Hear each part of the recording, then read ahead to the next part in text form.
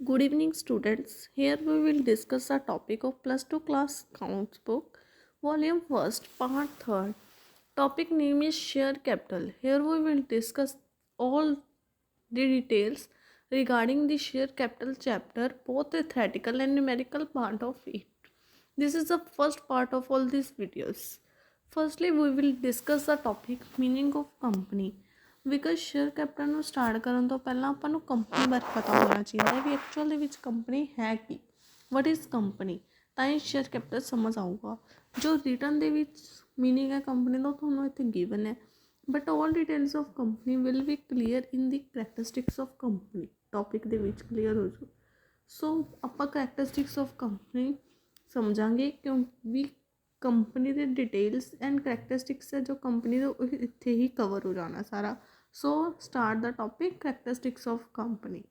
First point is association of person.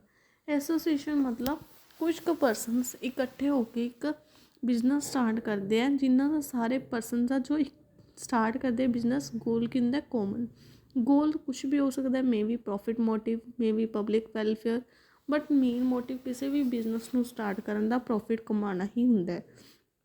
ਨੌ ਕੰਪਨੀਆਂ ਕਿੰਨੇ ਤਰ੍ਹਾਂ ਦੀਆਂ ਹੁੰਦੀਆਂ? 3 ਤਰ੍ਹਾਂ ਦੀਆਂ, private limited company, public company, 1 person company. ਜੋ ਪ੍ਰਾਈਵੇਟ ਲਿਮਟਿਡ ਕੰਪਨੀ ਆ ਉਹਨੂੰ ਸਟਾਰਟ ਕਰਨ ਦੇ ਲਈ ਘੱਟੋ ਘੱਟ 2 ਪਰਸਨਸ ਹੋਣੇ ਜ਼ਰੂਰੀ ਹੈ।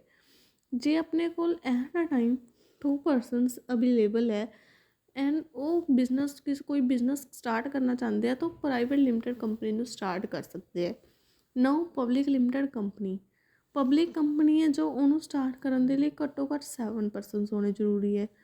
ਹੁਣ ਜੇ ਆਪਣੇ ਕੋਲ 7 ਪਰਸਨਸ ਅਵੇਲੇਬਲ ਹੈ ਅਤੇ ਉਹ ਇੱਕ ਕੋਮਨ ਗੋਲ ਦੇ ਨਾਲ ਬਿਜ਼ਨਸ ਨੂੰ ਸਟਾਰਟ ਕਰਨਾ ਚਾਹੁੰਦੇ ਹੈ ਤਾਂ ਉਹ ਉਸ ਟਾਈਮ ਦੇ ਉੱਤੇ ਪਬਲਿਕ ਕੰਪਨੀ ਨੂੰ ਸਟਾਰਟ ਕਰ ਸਕਦੇ ਹੈ। ਨਾਓ ਇਜ਼ 1 ਪਰਸਨ ਕੰਪਨੀ। ਹੁਣ 1 ਪਰਸਨ ਕੰਪਨੀ ਇੱਕ ਪਰਸਨਸ ਨਾਲ ਵੀ ਸਟਾਰਟ ਹੋ ਜਾਂਦੀ ਹੈ। ਜੇ ਕੋਈ ਇੱਕ ਪਰਸਨ ਹੈ ਉਹ ਆਪਣਾ ਬਿਜ਼ਨਸ ਸਟਾਰਟ ਕਰਨਾ ਚਾਹੁੰਦਾ ਹੈ ਅਤੇ ਖੋਲ੍ਹਣਾ ਵੀ ਕੰਪਨੀ ਹੀ ਚਾਹੁੰਦਾ ਉਹ, ਤਾਂ ਉਹ 1 ਪਰਸਨ ਕੰਪਨੀ ਸਟਾਰਟ ਕਰ ਸਕਦਾ ਹੈ। No understand. Now second point is separate legal identity. Separate legal identity ਮਤਲਬ company has a separate legal identity from its members. Company ਦੀ ਪਹਿਚਾਣ ਆਪਣੇ ਨਾਮ ਦੇ ਨਾਲ ਹੈ। ਕੰਪਨੀ ਦੀ ਜੋ ਪਹਿਚਾਣ ਆ ਉਹ ਆਪਣੇ ਮੈਂਬਰਸ ਤੋਂ ਡਿਫਰੈਂਟ ਹੈ, ਆਪਣੇ ਓਨਰਸ ਤੋਂ ਡਿਫਰੈਂਟ ਹੈ। ਮਤਲਬ ਜੋ ਕੰਪਨੀ ਆ ਉਹ ਆਪਣੇ ਨਾਮ ਨਾਲ ਪਹਿਚਾਨੀ ਜਾਂਦੀ ਹੈ, ਨਾ ਕਿ ਓਨਰ ਦੇ ਨਾਮ ਨਾਲ ਪਹਿਚਾਨੀ ਜਾਂਦੀ ਹੈ। ਕੰਪਨੀ ਕੋਈ ਵੀ ਕੰਮ ਹੈ ਆਪਣੇ ਨਾਮ ਤੋਂ ਕਰਦੀ ਹੈ, ਇੰਡੀਪੈਂਡੈਂਟਲੀ ਕਰਦੀ ਹੈ ਮੈਂਬਰਸ ਤੋਂ, ਮਤਲਬ ਉਹਦਾ ਓਨਰਸ ਤੋਂ ਕੋਈ ਲੈਣਾ ਦੇਣਾ ਨਹੀਂ ਹੈਗਾ। So company we can say that company has a separate legal identity from its members. Understand. Now third point is transferability of shares. Transferability of shares मतलब ਕੀ ਹੈ? ਜੋ ਸ਼ੇਅਰ ਹੋਲਡਰਸ ਹੈ, ਜੋ ਸ਼ੇਅਰ ਲੈਂਦੇ ਆ ਕੰਪਨੀ ਦੇ, ਕੰਪਨੀ ਦੀ capital ਦੇ ਵਿੱਚ ਇਨਵੈਸਟ ਕਰਨ ਦੇ ਲਈ, ਉਹ ਜਿਹੜੇ ਆਪਣੇ ਸ਼ੇਅਰਸ ਨੇ ਕਦੋਂ ਵੀ ਜਦੋਂ ਉਹਨਾਂ ਦੀ ਮਰਜ਼ੀ ਹੈ ਉਹ ਦੂਸਰੇ ਪਰਸਨ ਨੂੰ ਟਰਾਂਸਫਰ ਕਰ ਸਕਦੇ ਹੈ। ਉਹਨਾਂ ਨੂੰ ਕੰਪਨੀ ਤੋਂ ਕੋਈ ਵੀ ਪਰਮਿਸ਼ਨ ਲੈਣ ਦੀ ਲੋੜ ਨਹੀਂ ਹੈਗੀ, ਨਾ ਹੀ ਕੰਪਨੀ ਉਹਨਾਂ 'ਤੇ ਕੋਈ ਰੈਸਟ੍ਰਿਕਸ਼ਨਸ ਲਗਾ ਸਕਦੀ ਹੈ ਵੀ ਤੁਸੀਂ ਟਰਾਂਸਫਰ ਕਰ ਹੀ ਨਹੀਂ ਸਕਦੇ ਸ਼ੇਅਰ ਕਿਸੇ ਹੋਰ ਦੂਸਰੇ ਪਰਸਨ ਨੂੰ। ਉਹ ਕੁਛ ਕੁ ਰੈਸਟ੍ਰਿਕਸ਼ਨਸ ਤਾਂ ਲਗਾ ਸਕਦੀ ਹੈ ਉਸ ਬੇਸ ਦੇ ਉੱਤੇ, ਬਟ ਪ੍ਰੋਪਰਲੀ ਉਹਨਾਂ ਨੂੰ ਰੋਕ ਨਹੀਂ ਸਕਦੀ ਟਰਾਂਸਫਰ ਕਰਨ ਤੋਂ ਸ਼ੇਅਰ। ਸ਼ੇਅਰ ਹੋਲਡਰਸ ਆਪਦੀ ਮਰਜ਼ੀ ਦੇ ਨਾਲ ਜਦੋਂ ਚਾਹਣ ਉਹ ਦੂਸਰੇ ਪਰਸਨ ਨੂੰ ਸ਼ੇਅਰ ਟਰਾਂਸਫਰ ਕਰ ਸਕਦੇ ਹੈ। Understand. Now fourth point is limited liability. Limited liability ਮਤਲਬ shareholders has a limited liability. ਜੋ ਸ਼ੇਅਰ ਹੋਲਡਰਸ ਹੈ ਕੰਪਨੀ ਦੇ, ਉਹਨਾਂ ਦੀ ਲਾਇਬਿਲਿਟੀ ਉੱਥੇ ਤੱਕ ਹੀ ਲਿਮਟਿਡ ਹੈ ਸ਼ੇਅਰਸ ਦੀ ਫੇਸ ਵੈਲਿਊ ਤੱਕ। ਜਿੰਨੀ ਕੁ ਪੇਡ ਵੈਲਿਊ ਹੈ, ਜਿੰਨੇ ਕੁ ਉਹਨਾਂ ਨੇ ਪੇ ਕਰਤੇ ਉਹ ਤਾਂ ਪੇ ਕਰਤੇ, ਜਿੰਨਾ ਕੁ ਉਹਨਾਂ ਦੀ ਪੈਂਡਿੰਗ ਵੈਲਿਊ ਰਹਿ ਗਈ ਫੇਸ ਵੈਲਿਊ ਤੋਂ, ਓਨੇ ਹੀ ਤੱਕ ਹੀ ਉਹਨਾਂ ਦੀ ਜਿਹੜੀ ਵੈਲਿਊ ਹੈ, ਉਹਨਾਂ ਦੀ ਜਿਹੜੀ ਲਾਇਬਿਲਿਟੀ ਹੈ ਲਿਮਟਿਡ ਹੈ।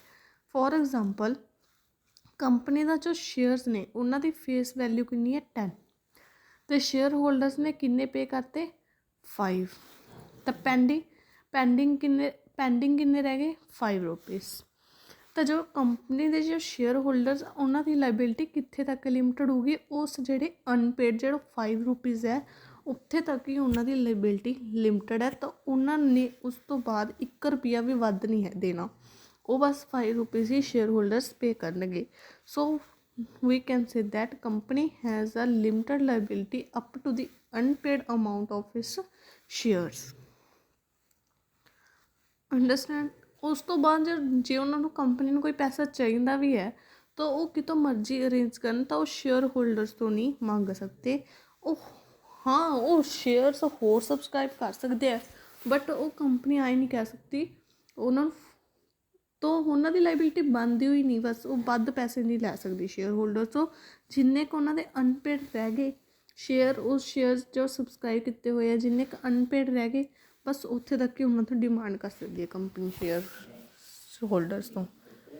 ਨਾਓ ਇਜ਼ ਆਪਸ਼ਨਲ ਕਾਮਨ ਸੇਲ।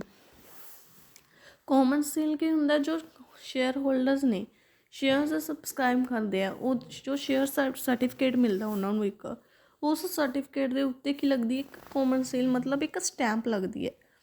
ਉਹ ਪਹਿਲਾਂ ਤਾਂ ਕੀ ਹੁੰਦਾ ਸੀ, ਕੰਪਲਸਰੀ ਹੁੰਦਾ ਸੀਗਾ, ਹੁਣ ਉਹ ਜਿਹੜੀ ਉਹ ਲਗਾਉਣੀ ਹੈ ਉਹ ਕੋਈ ਕੰਪਲਸਰੀ ਨਹੀਂ ਹੈਗੀ ਸਟੈਂਪ ਲਗਾਉਣੀ, ਉਹ ਕੰਪਨੀ ਦੇ ਉੱਤੇ ਖੁਦ 'ਤੇ ਮਰਜ਼ੀ ਹੈ ਵੀ ਉਹ ਲਗਾ ਵੀ ਸਕਦੇ ਆ, ਨਹੀਂ ਵੀ ਲਗਾ ਸਕਦੇ। ਅਗਰ ਉਹਨਾਂ ਨੇ ਨਹੀਂ ਲਗਾਉਣੀ ਤਾਂ ਉਹਨਾਂ ਨੂੰ ਕੀ ਲੈਣੀ ਪਊਗੀ, ਪਰਮਿਸ਼ਨ ਲਗਾਉਣੀ ਪਊਗੀ, ਜਾਂ ਤਾਂ ਕੰਪਨੀ ਦੇ 2 ਡਾਇਰੈਕਟਰ ਤੋਂ, ਜਾਂ 1 ਡਾਇਰੈਕਟਰ ਤੋਂ, ਜਾਂ ਕੰਪਨੀ ਦੇ ਸੈਕਟਰੀ ਤੋਂ ਪਰਮਿਸ਼ਨ ਲੈਣੀ ਪਊਗੀ ਵੀ ਅਸੀਂ ਜੋ ਕਾਮਨ ਸੇਲ ਹੈ ਸ਼ੇਅਰਸ 'ਤੇ ਉਹ ਨਾ ਲਗਾਈਏ।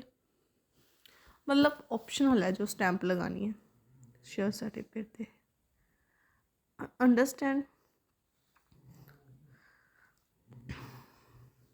ਨਾਓ is separation of ownership and management.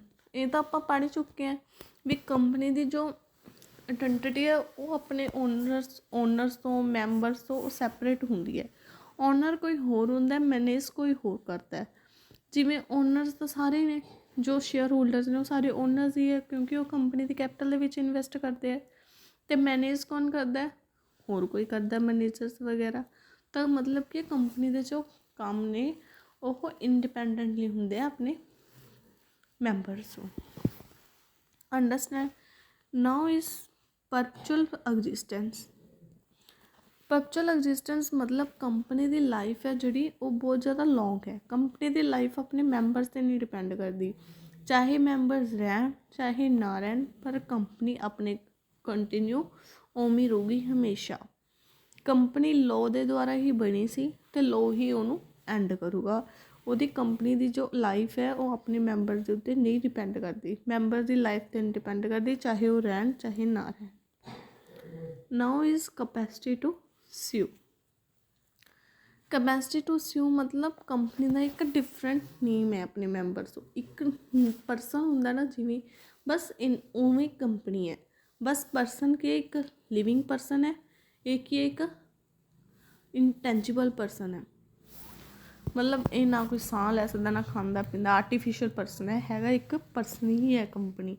ਤਾਂ ਜੋ ਕੰਪਨੀ ਹੈ ਉਹ ਆਪਣੇ ਨਾਮ ਦੇ ਉੱਤੇ ਕੀ ਕਰ ਸਕਦੀ ਹੈ, ਮੁਕੱਦਮਾ ਵੀ ਕਰ ਸਕਦੀ ਹੈ। ਜੇ ਕੰਪਨੀ ਨੂੰ ਕੋਈ ਪੇਮੈਂਟ ਨਹੀਂ ਕਰਦਾ ਜਾਂ ਕੋਈ ਹੋਰ ਕੰਪਨੀ ਨੂੰ ਕੋਈ ਪ੍ਰੋਬਲਮ ਹੈ ਤਾਂ ਉਹ ਕੰਪਨੀ ਕਿਸੇ 'ਤੇ ਸਿਊ ਵੀ ਕਰ ਸਕਦੀ ਹੈ, ਔਰ ਕੋਈ ਵੀ ਪਰਸਨ ਕੰਪਨੀ ਦੇ ਉੱਤੇ ਵੀ ਸਿਊ ਕਰ ਸਕਦਾ ਹੈ ਜੇ ਉਹਨੂੰ ਕੋਈ ਕੰਪਨੀ ਵੱਲੋਂ ਪ੍ਰੋਬਲਮ ਹੈ। So next point is publication of accounts. ਜੋ ਕੰਪਨੀ ਹੈ ਉਹਨਾਂ ਨੂੰ ਕੀ ਕਰਨਾ ਪੈਂਦਾ, ਸਾਲ ਦੇ ਬਾਅਦ ਆਪਣੇ ਜੋ ਐਨੂਅਲ ਸਟੇਟਮੈਂਟਸ ਨੇ, ਮਤਲਬ ਅਕਾਊਂਟਸ ਨੇ, ਜੋ ਡਿਟੇਲਸ ਨੇ, ਕਿਹੜੀ ਪੇਮੈਂਟ ਕਿੱਥੋਂ ਆਈ, ਕਿਵੇਂ ਆਪਾਂ ਕਿੱਥੇ ਖਰਚਾ ਕੀਤਾ, ਕਿੱਥੋਂ ਇਨਕਮਸ ਹੋਈਆਂ, ਸਾਰੀਆਂ ਜੋ ਐਨੂਅਲ ਸਟੇਟਮੈਂਟਸ ਨੇ ਫਾਈਨੈਂਸ਼ੀਅਲ ਈਅਰ ਦੇ ਐਂਡ ਦੇ ਉੱਤੇ ਰਜਿਸਟਰ ਆਫ ਕੰਪਨੀ ਦੇ ਕੋਲ ਰਜਿਸਟਰ ਕਰਵਾਉਣੀਆਂ ਪੈਂਦੀਆਂ ਨੇ। ਅਤੇ ਸ਼ੇਅਰ ਹੋਲਡਰਸ ਨੂੰ ਵੀ ਸਾਰੀਆਂ ਡਿਟੇਲਸ ਦੇਣੀਆਂ ਪੈਂਦੀਆਂ, ਇਨਵੈਸਟਰਸ ਨੂੰ ਆਪਣੇ, ਵੀ ਆਪਣੀ ਇਹ ਇਨਕਮ ਹੋਈ ਹੈ, ਇੰਨਾ ਡਿਵੀਡੈਂਡ ਪੇ ਕੀਤਾ ਸ਼ੇਅਰ ਹੋਲਡਰਸ ਨੂੰ, ਇੰਨੇ ਆਪਣੇ ਕੋਲ ਰਿਜ਼ਰਵਸ ਨੇ, ਸਾਰੀਆਂ ਡਿਟੇਲਸ, ਤਾਂ ਕਿ ਉਹ ਇਨਵੈਸਟਰਸ ਨੂੰ ਨੋਨ ਕਰ ਸਕਣ ਕੰਪਨੀ ਦੀ ਪੋਜੀਸ਼ਨ ਦੇ ਬਾਰੇ। Thank you.